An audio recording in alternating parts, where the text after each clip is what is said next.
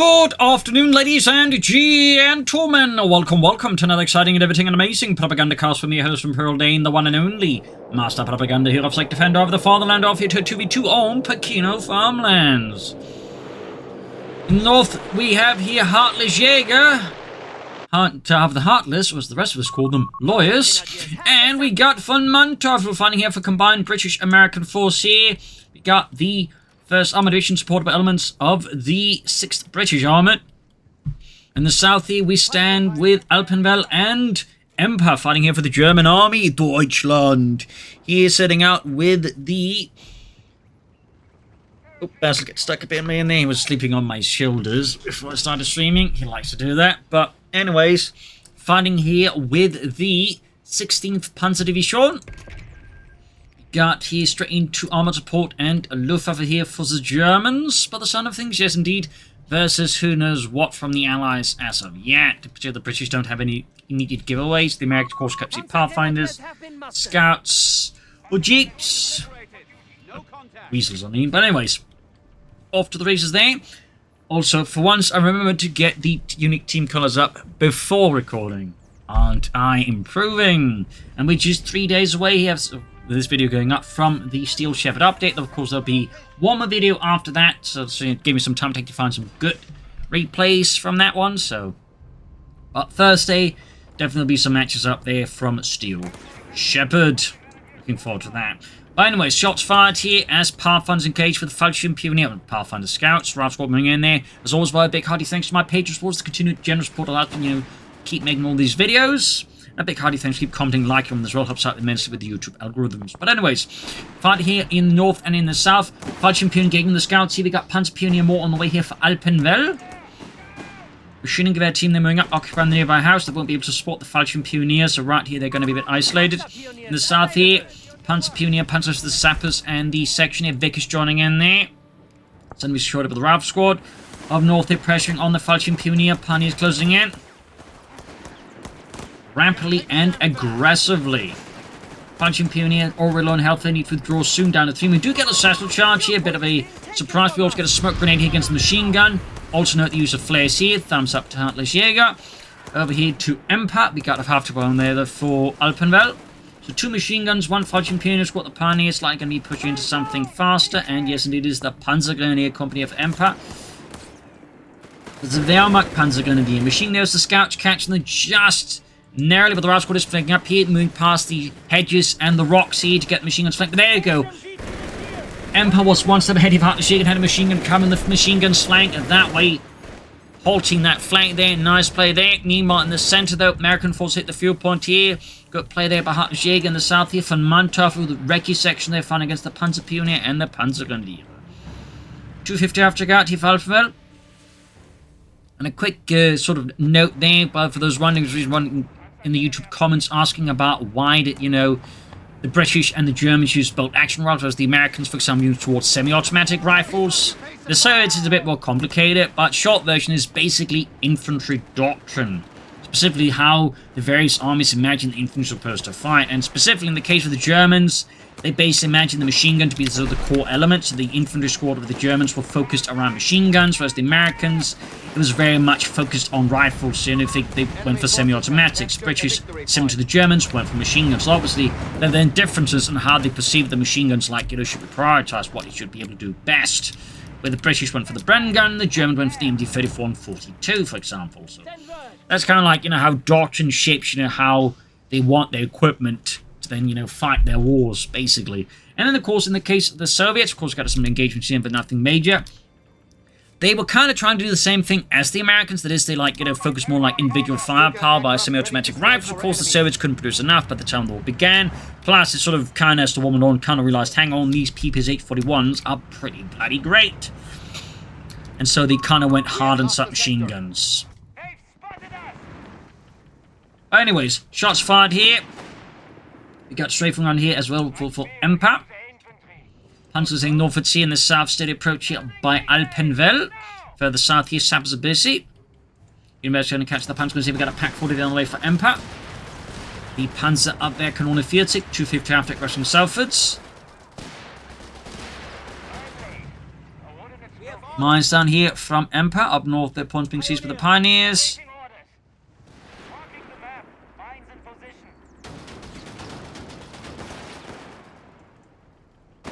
Bit of further skirmishing here between Empa and Alpenwell and from Mantov, not Empa.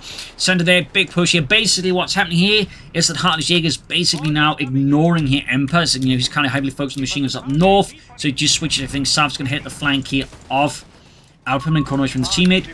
Good teamwork ever from Mantov and HeartlessJ. Really good play. 2 thumbs up. And of course, in this regard, slightly leaves Empa flat-footed as he can't easily just shift the machine gun southwards in response to this. This is a really good, strong allied push here. Even got a Humber out here for Mantov. Quickly pursuing here and routing Alpenwell then in his entirety. Also over here to VonMant. There's 2 recce sections, the Vickers, the Sappers, the Humber, and the Dingo. Got the Pack 40 moving out. Panzergun is moving forwards there. Being upgraded. Good shot from the Pack 40 and the Humber armored car.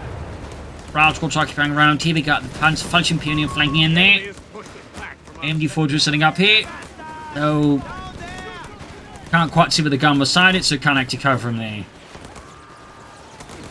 Oh, and the Falchion Pioneers took a better retreat route, and they get absolutely guarded. Staying below there to Empa. Meanwhile, here, Akrat pushing forwards, getting the pelted with anti-tank grenades. Does get the Humber armored car, but there's certainly a fairly strong chance that the Akrat goes down, but it's going down fighting. Like, it's already taking out the Humber, it's taking out the Dingo. He might even get a few more chaps in the process. So, even if he does lose the Humber, I'd say Alpenwell's managed to squeeze a good bit of value out of it. In the center, German forces under Empa keeps up the assault. South side here, the Arclight's being hunted down here. He's taking a lot of losses. The problem right now, though, is basically short on munitions for the final grenade here. So until he gets that ready, it's going to be bleeding a lot here.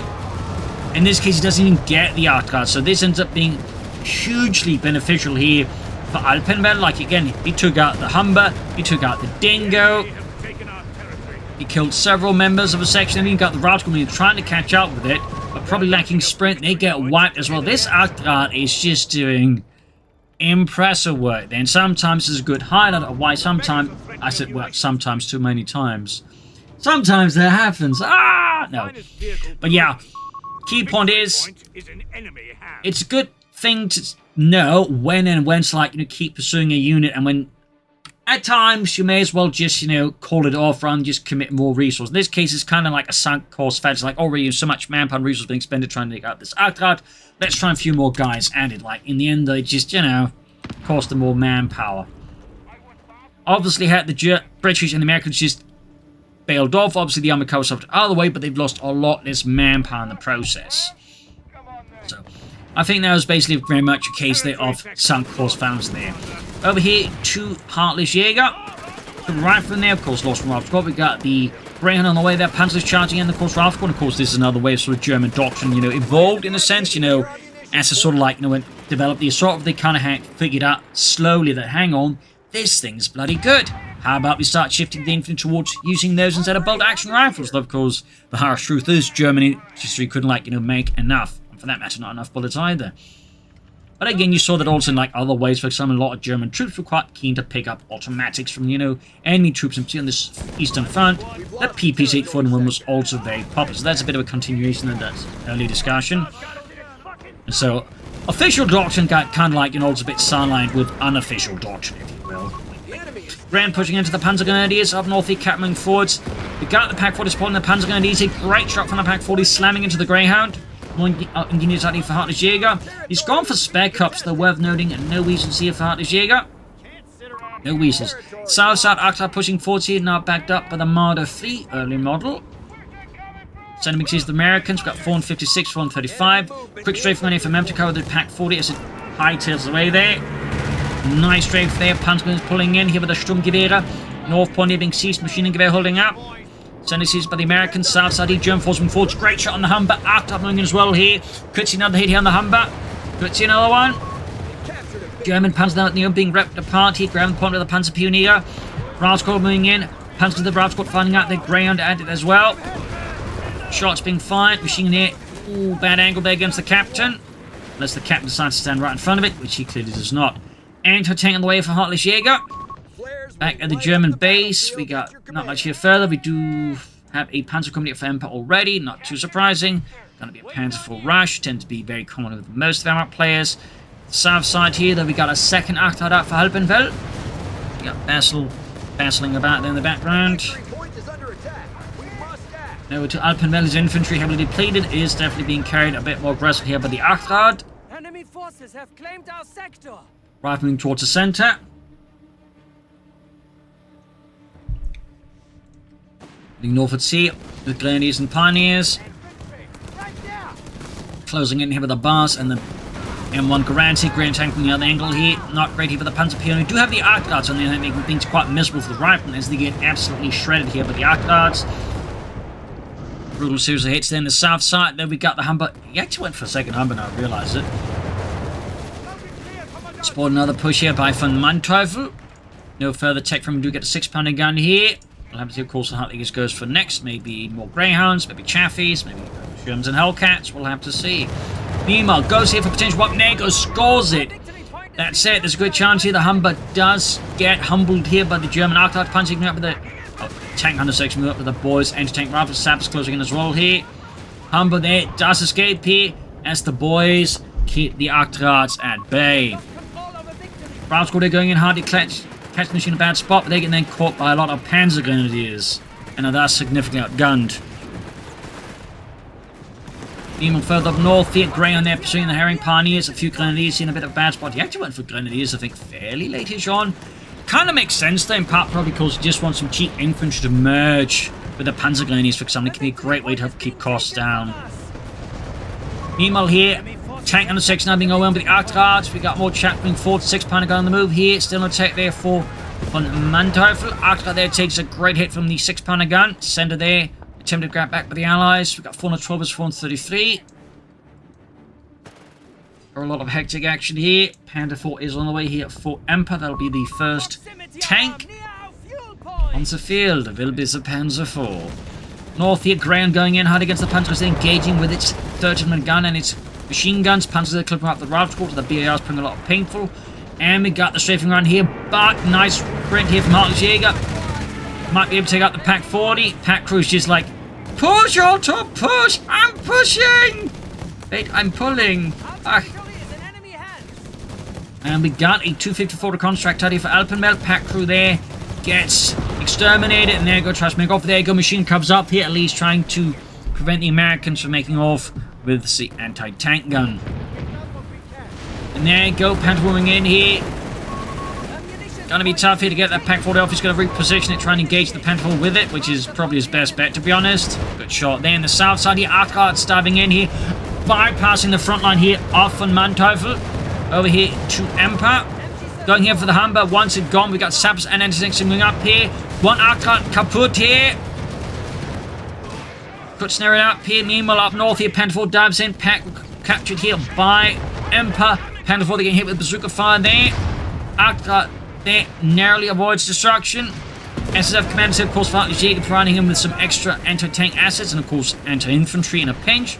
Big push in the south. German force there being pushed back by a moving wall of British determination and willingness to absorb high casualties. SSF commanders there ripping through the Grenadiers with the Johnson light machine guns. Panther 4 being hauled back for repairs. I think those Panzer Pionier got ripped apart here. Alpenwell clearly a bit overextended. Tilly caught in the church here.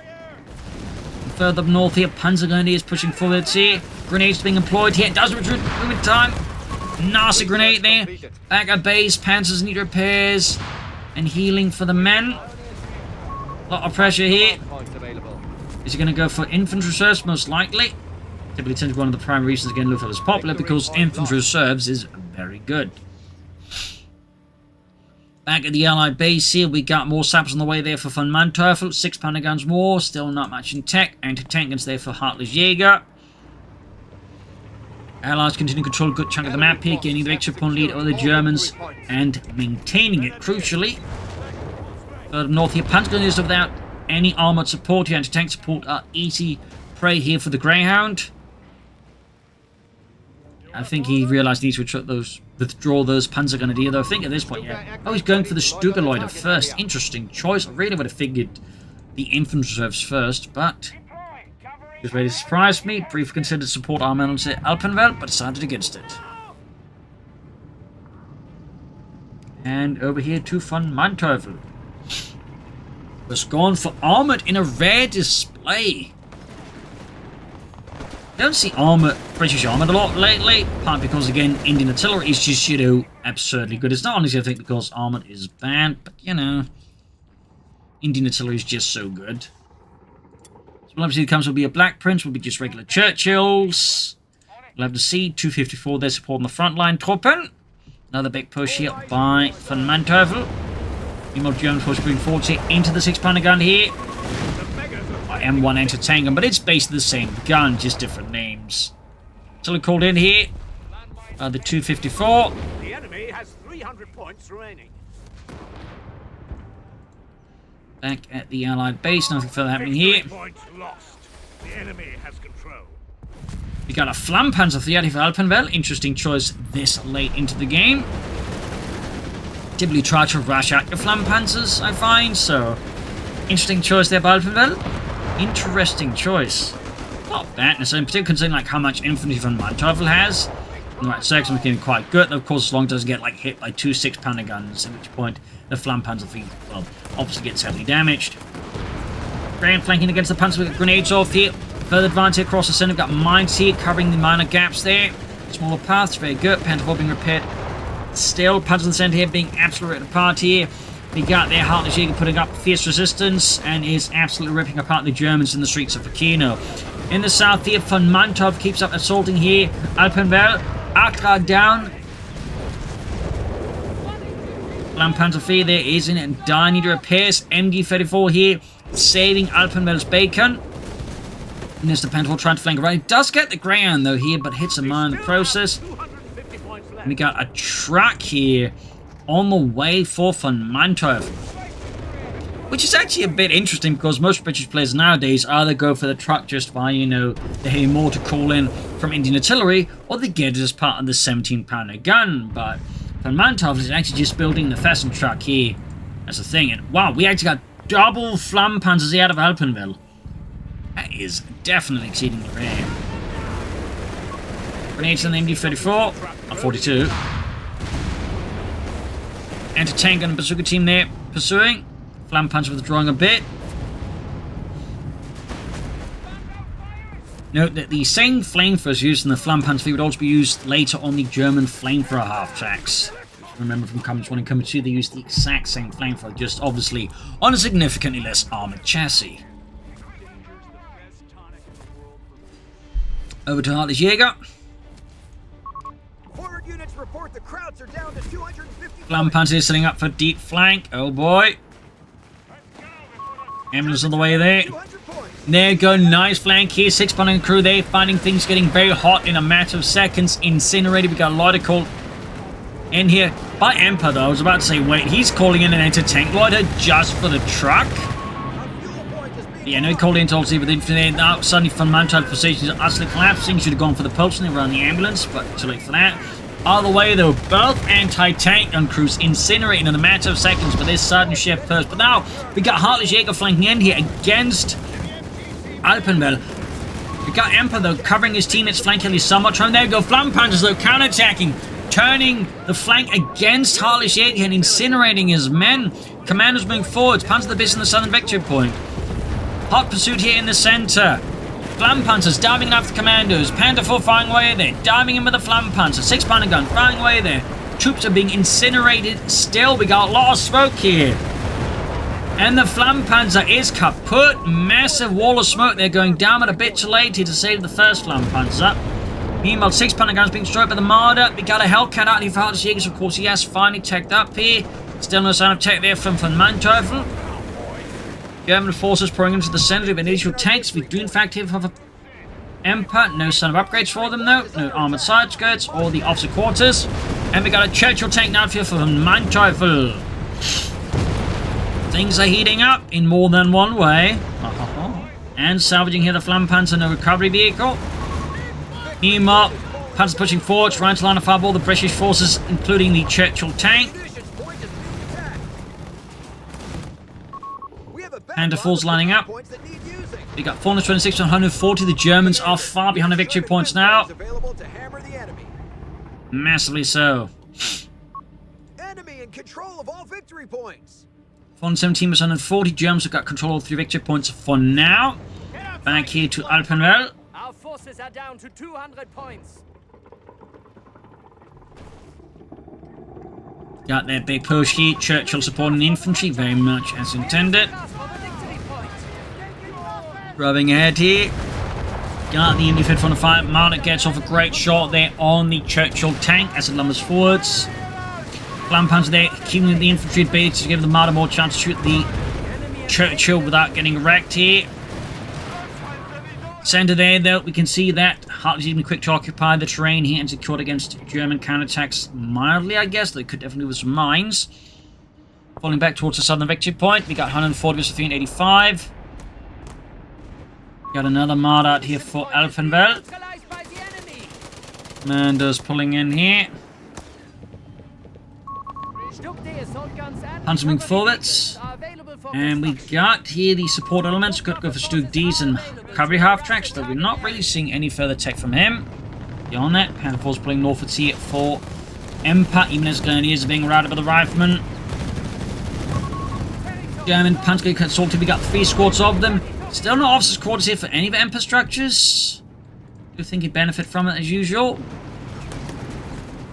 There you go, pushing into the USF commanders. We've got White Phosphorus Grenade there. Willie Pete being chucked right into the midst here. Catching up the Panthers. We've got Riflemen up. Hellcats lining up here to counter the Panther Force.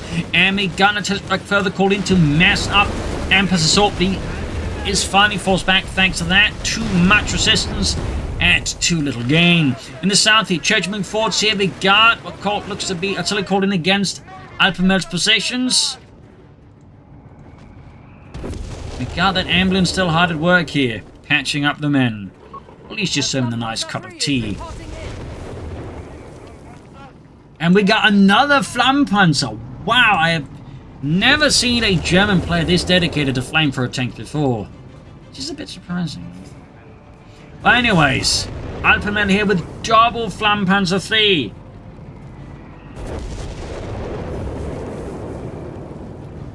That's a lot of Flampanzer.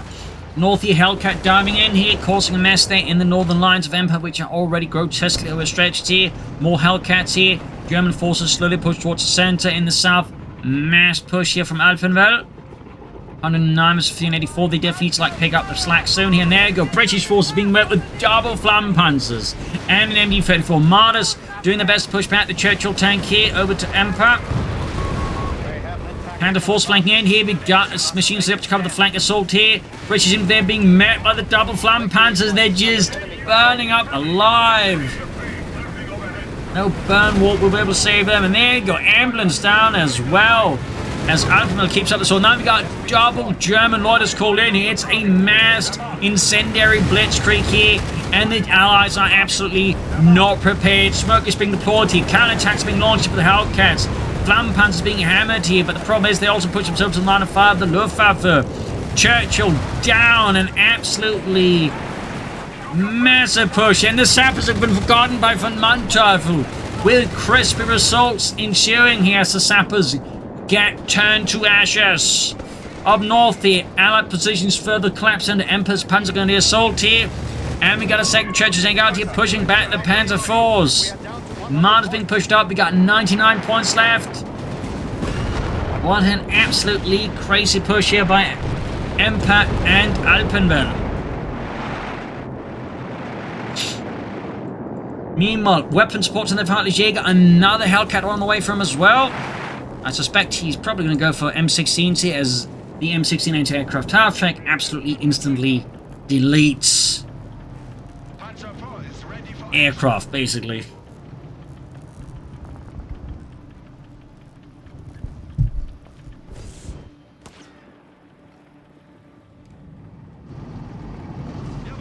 And for those wondering, did the British not have their own corp-mounted anti-aircraft weapons? They kind of did. They were known as pom-poms, which just basically oversized max machine guns. The thing is, only the Navy used them, the Army stuck with the Bofors and whatnot.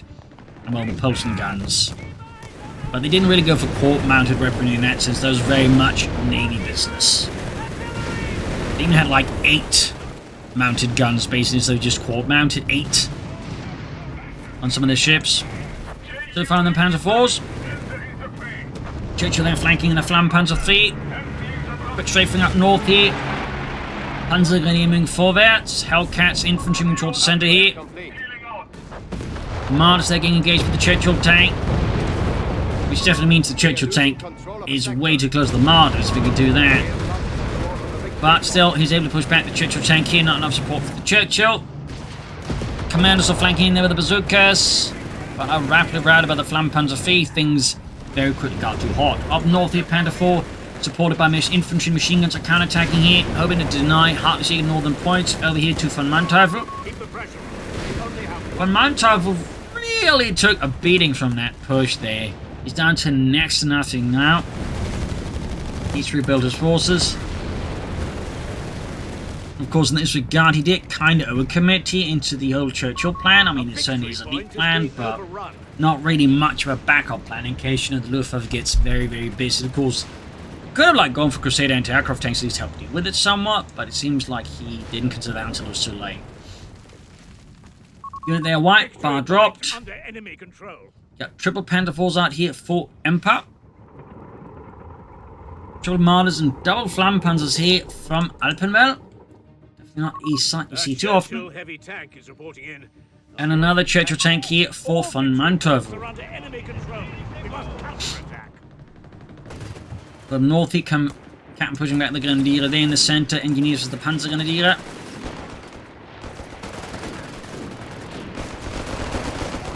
.263 versus 97. Got the happening force thing. Yes, it is being upgraded to the M16. Bikes? Like this late? Wow, that's quite rare as well. 248 versus 97. Germans rapidly bleeding out the Allies. Allies definitely turn this around fast. Again, I think the tricky part is obviously going to be for VonMant due to the heavy losses. But there you go. Double Churchill tanks. That's a lot of heavy steel.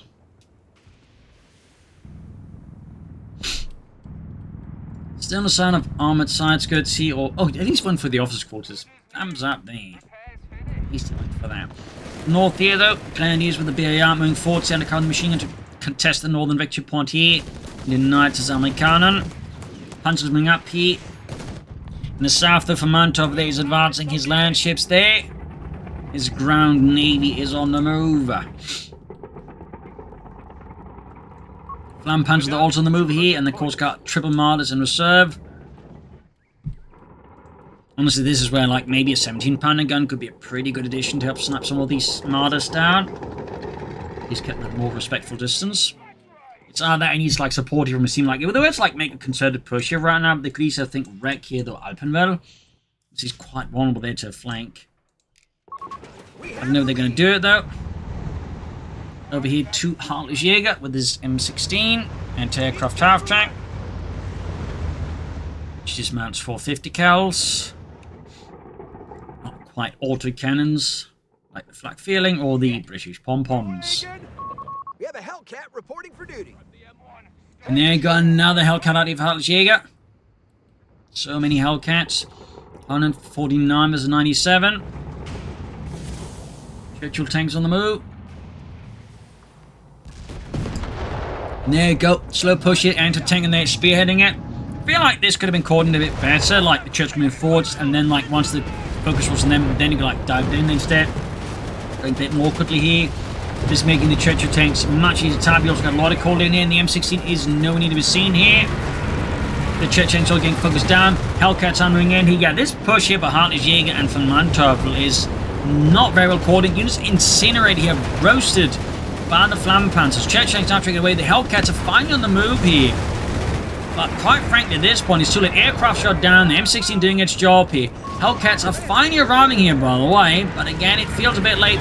This also allowed here Empa to counterattack here. M16 there, of course, just basically shooting down all those German aircraft. Churchills did survive. They even got a center anti-aircraft tank out here, a Crusader anti-aircraft tank for VonMant. which did mount above us. Got Panther Force found with the armored outskirts. 2 thumbs up there to Empa. 77 and 97.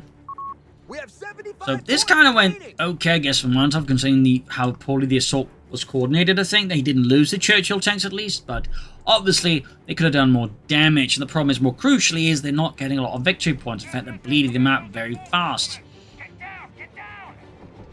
Part of this, of course, they decide to attack here, where Alpenwell was prepared. Maybe if they attack center north, again, Alpenwell were forced to react. So that could also have been an idea that the Allies could have considered. Meanwhile, back here to Alpenwell.